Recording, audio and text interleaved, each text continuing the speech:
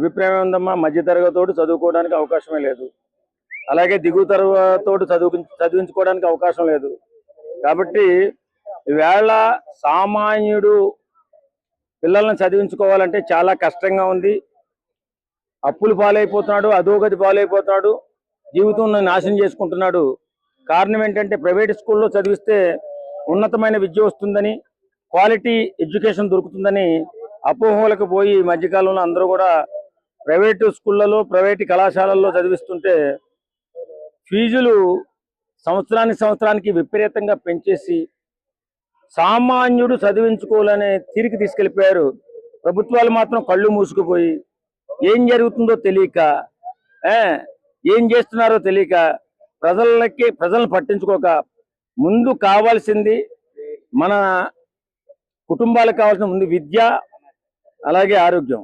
ఈ రెండిటి పట్ల దృష్టి పెట్టకుండా ప్రభుత్వాలు చాలా గట్టి అన్యాయం చేస్తుంది ప్రజలకి. కాబట్టి నేను ఇందు మూలంగా ప్రభుత్వానికి అప్పీల్ చేస్తున్నాను. అయ్యా, మధ్యతరగతి ప్రైవేటు ఉద్యోగులు కానీ, చిన్న ఉద్యోగులు కానీ చదివించుకోకుండా మళ్ళీ వాళ్ళ పిల్లలు నిరక్షరాస్యులుగా మిగిలిపోయే ప్రమాదం ఉంది. మీరు దయించి స్కూళ్ళ పైన, కాలేజీల పైన ఫీజులు తగ్గే విధంగా మీ ప్రభుత్వాలు చర్య తీసుకోవాలని మనస్ఫూర్తిగా కోరుకుంటున్నాను. ఖచ్చితంగా ప్రతి ఒక్కరు కూడా ఈవేళ చదివించుకునే స్తోమత పోయింది. ఎవరైనా 30,000 40,000 జీతం ఉంటే తప్ప ఈ 20,000 లోపోడు బిడ్డల్ని నిరక్షరాస్యులు చేసేసి ఆడి కుటుంబాన్ని వాడు నాశనం చేసేసుకుంటున్నాడు ఈ దుర్మార్గుల వల్ల. ఈ మధ్య ప్రైవేట్ స్కూల్స్ పెట్టి బాగా పబ్లిసిటీ చేసి లక్షలు ఫీజులు పెట్టేసి సామాన్యుడికి అందుబాటులో లేకుండా, సామాన్యుడు చదువుకోలేనంతగా ఫీజులు పెంచేసి ఈవేళ వాళ్ళు ఇష్టానుసారంగా దోపిడీ చేస్తుంటే ప్రభుత్వం మాత్రం కళ్ళు మూసుకొని ఎరి నవ్వు ఎకిలి నవ్వు నవ్వుతుంది.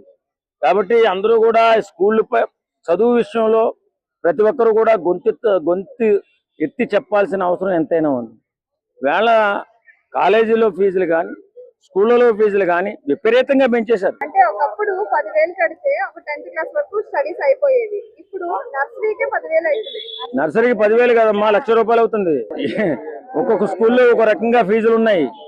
₹1,00,000, 2 లక్షలు ఫీజులు, 1,00,000 2 లక్షలు అంట. మరి ఏమొచ్చిందో ఏమవుతుందో తెలియదు. కానీ ప్రభుత్వాలు ఈ మధ్యకాలంలో ఆంధ్రప్రదేశ్ ప్రభుత్వం మాత్రం కొంచెం ప్రైవేట్ స్కూల్ని కొంచెం బాగానే చేస్తుంది. జగన్మోహన్ రెడ్డి గారు ఉన్నప్పుడు కొంచెం గట్టిగానే పటిష్టంగానే చర్య తీసుకున్నాడు. దాన్ని కొనసాగిస్తూ వేళ మన కూటమి ప్రభుత్వం అద్భుతంగా వేళ 10th క్లాస్ కూడా చాలా ఎక్కువ మార్కులతో పాస్ అయ్యారు ఆంధ్రప్రదేశ్లో. అలాగే అది సరిపోదు, అది కొంతమంది పటిష్టంగా నిలబడినందువల్ల పని జరిగింది. ఇంకా గట్టిగా నిలబడాలా. సామాన్యుడు పిల్లలు కూడా మంచి చదువుకోవాలంటే ప్రభుత్వం చేయూతనివ్వాలి.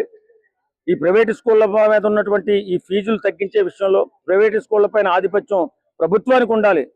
అంతే తప్ప ఏదో మన గవర్నమెంట్ స్కూల్లో ఎక్కడో కొద్దిగా బాగానే చదివిస్తున్నాం కదా అని ఊరుకుంటే పేదోడుగా మారిపోయి కూలీలుగా మారిపోతున్నారు విపరీతంగా. ఎందుకంటే నిరక్షరాస్యులు చదువు లేకపోతే ఏమైపోతుంది, కూలి పని చేసుకోవాల్సిందే. కాబట్టి దయించి ప్రభుత్వ పెద్దలు ఒక్కసారి ఆలోచించండి, స్కూళ్ళను మెరుగుపరచండి. గవర్నమెంట్ స్కూళ్లను, ఈ ప్రైవేట్ స్కూళ్ళు ఫీజులు తగ్గే విధంగా మీరు ప్రయత్నం చేసి పేదవాడిని ఆదుకోవాల్సిందిగా కోరుకుంటున్నాను.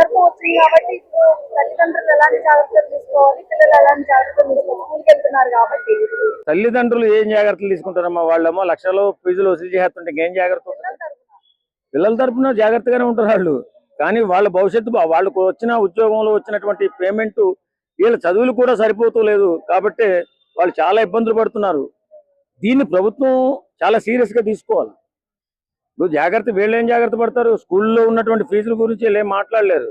ప్రభుత్వమే మన ప్రజల పక్షాన్ని నిలబడి ఫీజులు తగ్గించే విధంగా ప్రయత్నం చేయాలి తప్ప వేరే వాళ్ళు వచ్చి మనం ఎన్ని ధర్నాలు చేసినా, ఎన్ని సార్లు మాట్లాడినా జరిగే పని కాదు. ప్రభుత్వం ఖచ్చితంగా దీనిపైన కఠినమైన నిర్ణయం